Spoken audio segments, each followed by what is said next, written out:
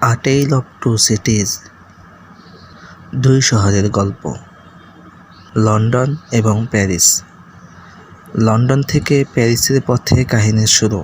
একজন ব্যাংকার কেবল তারুণ্যে পা দেওয়া একজন মেয়েকে নিয়ে লন্ডন থেকে প্যারিস গমন করেন। সেখানে মেয়েটি প্রথম দেখতে পায় তার পিতাকে, অথচ এতদিন ধরে সে জেনে এসেছিল তার পিতা নেই, তিনি জীবিত নন। মূল কাহিনী শুরু হয়েছে এরপর থেকেই। আমি অবশ্য বলতে পারছি না পুরো গল্পটার কেন্দ্রে কে বা কী রয়েছে, তা ফ্রান্সের জাগরণ নাকি লুসি ম্যানেট।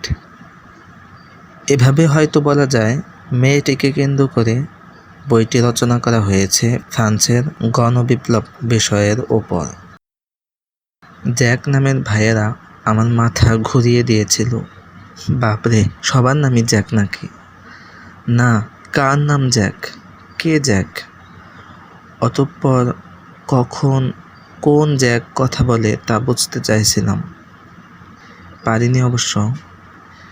চেষ্টা করতেও আর ইচ্ছে করেনি।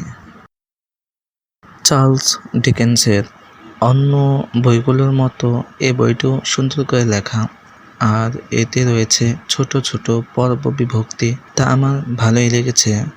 তবে এর শেষ পরিণতিটা লেগেছে বড্ড বিয়োগান্তক। তথাপি এই কথা মেনে নিচ্ছি, যাকে শেষমেশ জীবিত দেখতে চেয়েছিলাম সেই বেঁচে গিয়েছিল তার মতোই চেহারার এক বন্ধুর জীবনের বিনিময়ে। আর মৃত্যুর আগে সেই বন্ধুর প্রতি একই পথযাত্রী এক মেয়ের গভীর মমতা আমার ভালো লেগেছিল।